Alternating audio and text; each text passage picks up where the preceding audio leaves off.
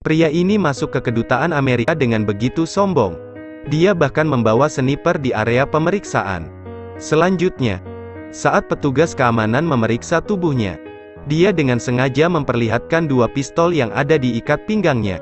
Tindakannya membuat takut penjaga keamanan.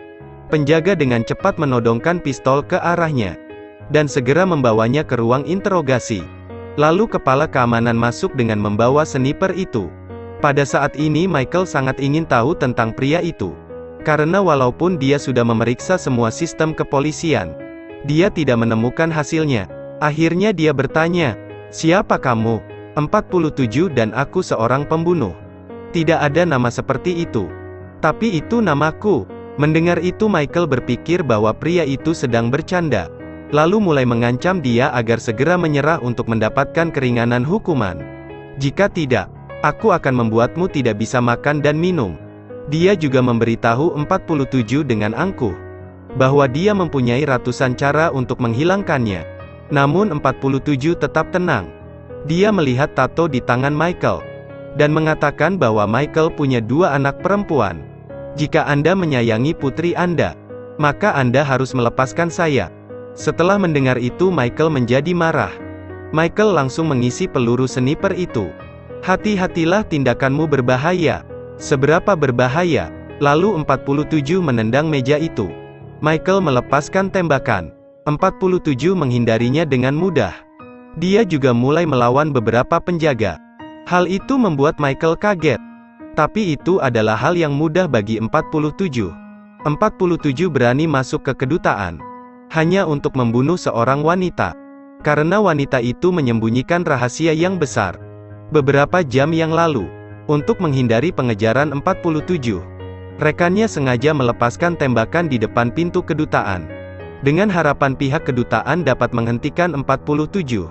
Tapi pihak kedutaan tidak bisa menghentikannya. Setelah mendengar sirine peringatan, John Smith bergegas keluar dari kedutaan. 47 telah mengetahui dua orang yang akan pergi.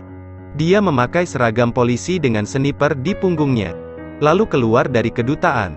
Dia berjalan dengan tenang. John Smith ingin bergegas pergi. Jadi dia merampok mobil polisi. Dia langsung menancap gas untuk memperjauh jarak dari 47. Di saat yang sama, 47 berlari ke lantai atas gedung, mencari tempat tinggi, dan menggunakan sniper untuk mencari lokasi keduanya. Setelah beberapa saat, dia langsung melepaskan peluru. Tapi peluru itu hanya menggores lengannya saja. Mereka bersembunyi di sebuah motel. Wanita itu ingin tahu, kenapa dia harus dikejar. John Smith perlahan mengatakannya. Ternyata ayahnya Thomas adalah seseorang yang terkemuka.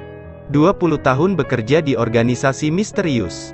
Melalui modifikasi genetik, mereka membangun kelompok pembunuh super tanpa emosi, dengan kualitas fisik yang kuat. 47 adalah salah satunya. Dan organisasi ini semakin besar. Thomas menyadari bahwa itu akan berbahaya.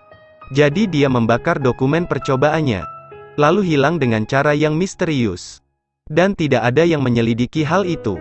Namun sekarang banyak organisasi ingin menemukan Thomas, untuk memulai kembali percobaan genetiknya. Itu juga alasan Cartier diburu. Karena itu satu-satunya cara untuk menemukan Thomas.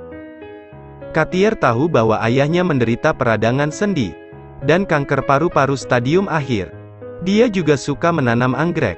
Melalui beberapa informasi itu, Cartier menebak, ayahnya akan berada di tempat yang memiliki iklim hangat. Ada obat maju yang sedang dikembangkan. Karena Cartier dimodifikasi genetik oleh ayahnya, dia memiliki kemampuan penalaran yang hebat. Saat dia melihat peta di dinding, dia menemukan tempat ayahnya bersembunyi. Saat hendak berbicara, tiba-tiba telepon di ruangannya berdering. Saat mengangkat telepon, 47 tiba-tiba menerobos pintu, dan menembak mati John Smith. Cartier yang masih panik dibawa pergi oleh 47. Cartier diikat di sebuah kursi. Pembunuh menarik mesin ke kecepatan yang terbesar. Jika Cartier tidak melarikan diri tepat waktu, dia akan tersedot oleh mesin itu, dan akan langsung menghancurkan tulang dan dagingnya. Hal itu membuat Cartier panik. Tapi tiba-tiba dia menjadi tenang, dan menemukan cara yang aman untuk melarikan diri. Pertama dia memasukkan kakinya melalui tali, lalu membalikkan badannya untuk bangun, dan segera mendarat, lalu memanfaatkan mesin itu untuk memotong tali yang mengikat tangannya, dan pergi ke pintu keluar. Namun tak disangka, 47 melakukan itu untuk mengaktifkan kekuatan dari Cartier. Di saat yang sama, organisasi misterius mengepung tempat itu. Cartier dengan cepat dapat merasakan situasi itu, bahkan dapat mengetahui posisi musuh. Dengan bantuan 47, itu menjadi kombinasi yang sempurna. 47 berhasil membersihkan para musuh. Saat itu seorang pria muncul di hadapan 47. Mereka tak saling berbicara, dan mulai menyerang satu sama lain. Yang mengejutkan, pria itu dapat membuat 47 terdesak.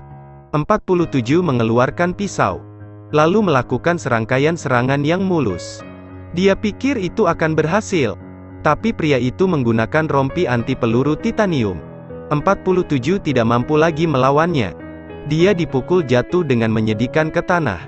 Saat pria itu hendak membunuh 47, Cartier menembakkan peluru yang memecahkan kaca. Lalu 47 memanfaatkan kesempatan itu, dan itu menciptakan ledakan yang hebat. Setelah mereka keluar, 47 mengungkap identitas John Smith. Dia bergabung dengan organisasi misterius, dan organisasi itu sudah lama terlibat dalam kegiatan ilegal.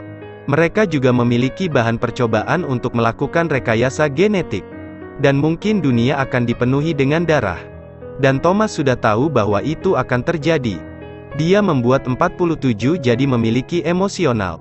47 tidak pernah mengejar Cartier, tapi dia diam-diam melindungi Cartier. Setelah mendengar 47 menjelaskan, Cartier mempercayainya, juga memberitahu 47 bahwa ayahnya ada di Singapura, dan organisasi misterius ada di Singapura. Kemudian keduanya segera tiba di Singapura.